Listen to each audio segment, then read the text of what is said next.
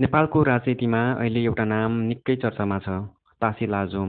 उनी हुम्ला जिल्लाकी युवा नेत्री हुन्, जसलाई अन्तरिम सरकारको मन्त्रीका रूपमा प्रस्ताव गरिएको खबर सार्वजनिक भएपछि नेपालभर चासो र विवाद सुरु भयो। तर विवाद केवल उनको नाम वा उमेरका कारण होइन, बरु उनको पृष्ठभूमि, नागरिकता र अन्तर्राष्ट्रिय सम्बन्धका कारण पनि हो। कतिपय मिडियामा लेखिएको छ कि तासी लाजोङ अमेरिकाको युथ लिडरसिप प्रोग्राममा भाग लिएकी थिइन्। त्यसपछि उनी नेपाल फर्केर सार्वजनिक गतिविधिमा सक्रिय भइन्। तर आलोचकहरूको भनाइ छ उनको नागरिकता र पारिवारिक पृष्ठभूमि अझ स्पष्ट छैन, खास गरी उनको आमाको नाम र उनको जन्मस्थलको बारेमा। केही राजनैतिक विश्लेषकहरू भन्छन् नेपालमा अहिलेको सरकार विदेशी प्रभावमा चलिरहेको छ। यो विवादले पनि देखायो कि नेपालका आन्तरिक निर्णयहरूमा समेत बाह्य शक्तिको हस्तक्षेप छ। यसैबीच चीनले पनि यो विषयलाई ध्यानपूर्वक हेरिरहेको बताइन्छ, किनकि तासी लाजोङको पहिचान तिब्बती समुदायसँग सम्बन्धित देखिन्छ।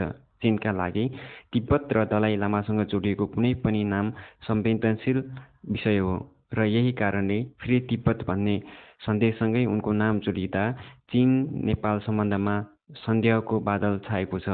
नेपालले दशकौं अघिदेखि एक चीन नीतिलाई समर्थन गर्दै आएको छ, जसको अर्थ नेपालले तिब्बतलाई चीनको अभिन्न हिस्सा मान्दछ। तर जब कुनै नेपाली नागरिक वा नेता तिब्बतको पृष्ठभूमिबाट आउँछ, चीन तुरुन्त चासो देखाउँछ।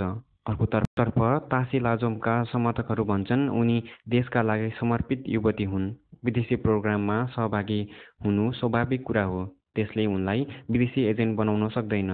तर प्रश्न यथावत छ, के नेपालका निर्णयहरू अहिले स्वतन्त्र रूपमा भइरहेका छन् वा कुनै बाह्य देशहरूको राजनैतिक खेल चलिरहेको छ? यो विवादले एकपटक फेरि नेपालको भूराजनीतिक संवेदनशीलता उजागर गरिदिएको छ।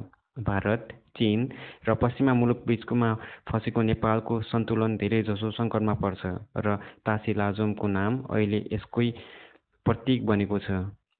अन्त्यमा यो विवादले नेपालका युवाहरूमा पनि एउटा प्रश्न उठाएको छ, के देशभक्त युवा नेताहरूलाई समर्थन गर्दैछन् वा उनीहरूलाई राजनैतिक खेलको मोहरा बनाइ